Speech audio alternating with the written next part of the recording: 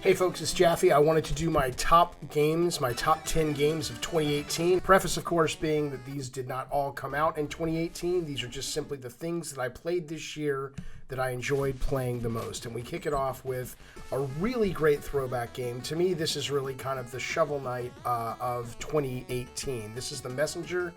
It is really fun. It is really well made. It looks great. This is video game comfort food. Really in the extreme. It feels like you're back, in your bedroom playing your NES. There's not a lot to say about it. What you see is what you get with The Messenger, but it's really fun. I can't recommend it highly enough. My number 10 game of 2018 is The Messenger. Game number 9 of my 2018 things I've enjoyed playing the most this year is a weird one. It is called Emily's Christmas Carol. It is from the Delicious series of games. It's basically Diner Dash. I ain't gonna lie. I'm not going to try to convince you that this is some sort of evolution of that once great, once loved sort of soccer mom genre, but there's something about this that I think you will notice a consistent theme in this year's games.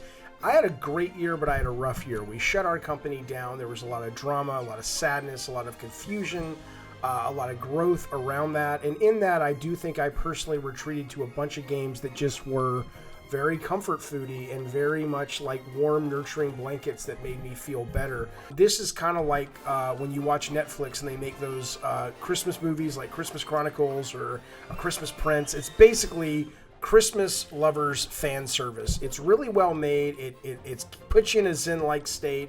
All the clicky sounds, all the sort of music and sort of Nintendo-like user interface payoff is there. All the reasons to go back and replay levels over and over are there. There's nothing, again, like The Messenger, there's nothing to write home about. It's just really well done. And if you're in the headspace and in the mood for a game that just lets you kind of zen out and wrap yourself up in sort of the warmth of the Christmas season, it's Delicious Emily's Christmas Carol. This is my number 9 game that I played in 2018. My number 8 game of 2018 is SpiderMan for PlayStation 4. I adored this game. I'm a huge Spider-Man fan. I obviously don't know what it would be like to be Spider-Man, but you'd have to assume this game probably gives you as close as you're ever going to get. The web swinging's great. The fighting is great. The fan service is great. I mean, it even tells you how to make Aunt May's fucking wheat cakes. It's brilliant. It's a cliche to say, but you goddamn right. It's a love letter to Spider-Man fans, and as a Spider-Man fan, I loved that. I so appreciated that until I stopped appreciating that, because as brilliant as the game is, it overstays its welcome. I played for about 14 hours. I really enjoyed it, but towards the end of that, never finished the game, never planned on finishing the game. It got a little fucking long in the tooth. The repetitive side missions, the open world was brilliant, but it had you doing the same thing over and over and over. Kind of killed the pacing. Playing as Mary Jane, playing as Peter Parker, I love the idea of that. You can't have Spider-Man without his real-world non-superhero essence. I get it. I believe in that. I think it's smart they put it in the game. But the gameplay of the side missions, the gameplay of Peter Parker, the gameplay of Mary Jane, all of that started to contribute to wear down on me and say, you know what, I got it. I get what this is. It's awesome, but I don't want any more of this. I hope they'll make a sequel. I hope Insomniac's going to do more stuff with Marvel. Things like I love to see them doing something like Doctor Strange would be fun, or the Hulk would be fucking amazing. This is a great fucking game. When it works, it's probably one of the best games of the goddamn year. But as a whole, I say it's number 8 for my games of 2018. Game number 7 of 2018 is a game from New Blood Entertainment. They actually have 2 games on the list this year. The first one is number 7. It is a game called Medieval. It is a first-person shooter throwback. It is still in early access. I played this game so much this year. I love streaming this game. I love being in this game world. It is like a prog rock album cover come to life. It's a wonderfully over-the-top kind of fantasy world.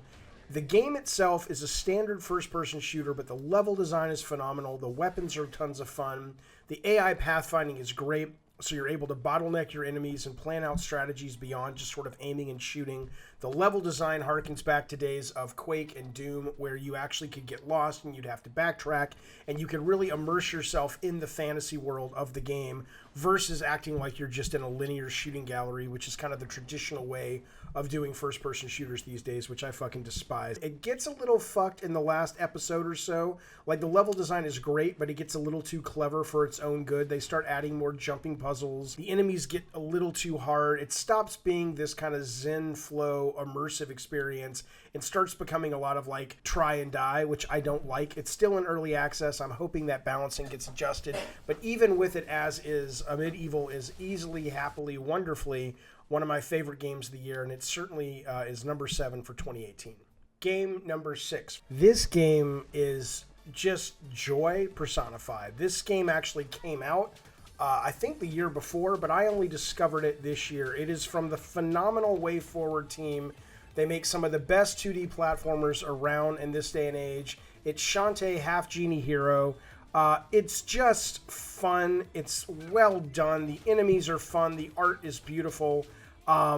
There's tons of shit to unlock and discover. There's reasons to go back and 100% every level.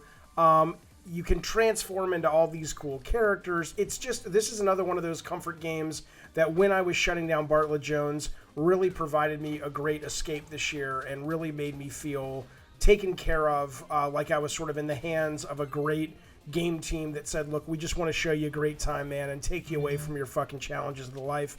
And that's what it did. I loved this game. I hope they make another Shantae game. I highly recommend it. Shantae, HalfGenie Hero, number 6, 2018. Number 5 on the list is a really cool game called Nightshift. It is from a group called Puppet Combo. At least I think it's a group. It might be one dude, but he has a Patreon called Puppet Combo, and they make these short-form horror games. And what I loved about this game, and I love about a lot of their games, is it says, you know what? Fuck your production values. Fuck your fancy bullshit. I'm going to fucking make passion projects. And they are fun. They are scary. They are creepy. And they get to try out a lot of interesting things in terms of in-game storytelling, short-form gameplay, senses of immersion. I think the coolest thing about this series of games is that it is not crippled by the fact that it's got massive budget, it's got massive money it's got to make back. It literally is just trying to give you a cool experience, and it absolutely does that. This game had me anxious and nervous simply looking out into that parking lot and seeing a white van driving around. This game had me anxious and nervous simply by looking into the convenience store and seeing a weird low-poly character just fucking staring at me.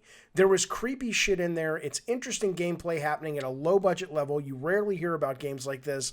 This is absolutely worth your time if you like horror or you just want to see what passion projects look like in 2018. But all of that aside, it gave me some of the coolest scares and best immersion and coolest in-game storytelling of the year. I adore this game. Puppet Combo's Nightshift is number 5 of my 2018 games. Game number 4 really came out of nowhere. I had never even heard of this game until it dropped a couple of months back. It is Project Warlock, number 4 of my games for 2018.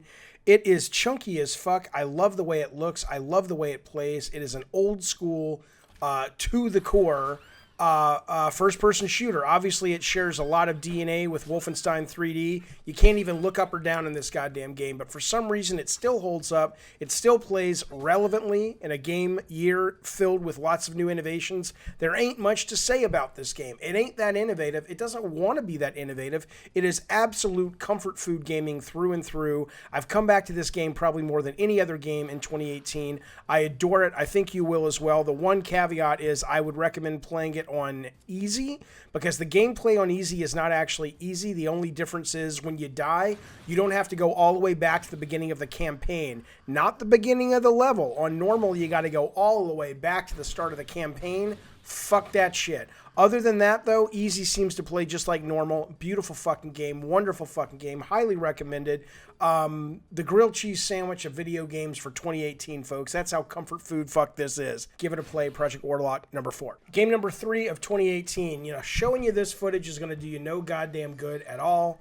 It's Astrobot Rescue Mission PlayStation VR. It's one of the best fucking games of the year, and probably the best, if I'd say between this and Resident Evil PlayStation VR, Resident Evil 7 are really, to me, the showstoppers of PSVR. If you play VR and you play this game or Resident Evil 7 and you don't fall in love with the technology and the promise of virtual reality, then I don't know what to tell you. But I can assure you that if you play this game and you walk away still as one of those people saying, oh, it's just a fucking gimmick, you're a liar. I'll just tell you right now, you're a goddamn liar. This game is not only immersive in the truest sense of the word, it's not only fresh and different and charming and wonderful, it could only be done in virtual reality, and it is truly transformative in terms of sending you to a different place, a different sense of being.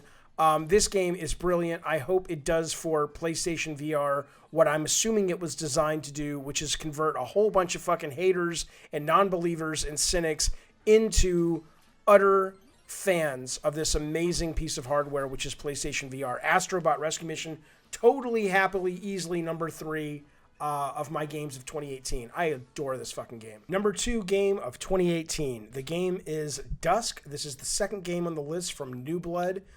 This is another game I think was made by one guy. It is fucking awesome. This has hands down the best level design of any game I have played this year, maybe in the last handful of years. It has some of the best first-person shooter level design that you have ever fucking seen. The enemy pathfinding, the enemy AI is very fun. I get it. The graphics look poo. They're supposed to look poo. They're supposed to kind of look like old school. It doesn't matter. If you actually love video games and you love shooters and you love action games and you're going to let graphics be the reason you stay away from this gem of a game, then shame on you, A, and B, I'm sorry, turn in your fucking gamer card, man, because this game is the shit. It delivers. It is amazing, and it should be a lesson for all of us, both gamers and people in development, what gameplay can do without all the goddamn bells and whistles. Think about that for a goddamn moment. Think about the fact that this game trumps all the other games but one. At least for me, and I've seen this game on a bunch of top 5 lists, I ain't the only one. Think about that. Think about, are we learning the wrong lessons about interactivity and making video games when a game like this can come along and totally thrill you and wrap you up in its brilliance, and other games that spend $100+ million on development are boring after about 10 or 15 hours. Think about that. Probably less than 10 or 15 hours. Dusk is brilliant. It's absolutely worth your time. It is the number 2 game of 2018 for me. I cannot recommend it highly enough. It's one of my favorite games probably of the last 5 years. I love this fucking game so much. And now here we are, the number 1 game, at least according to me, for 2018, Return of the Obra Dinn. This was a game I had zero interest in. I did not like Papers, Please at all. I thought it was boring and chory. The guy who made this. I did not think the title of the game, it sounded stupid and arty fucking farty. No interest. God damn was I fucking wrong, and am I so glad I played this game. One of the coolest games I have ever played. This game is so different and so fresh and really presents players with the kind of gameplay. I don't know if I've ever seen this kind of gameplay before. I mean, it is all about deductive reasoning and detective work, and really, it does not hold your hand. It's the best kind of video game. It immerses you in this weird, cool world, and it asks you to basically lose yourself in the experience in order to solve the game. And I don't want to say too much about it.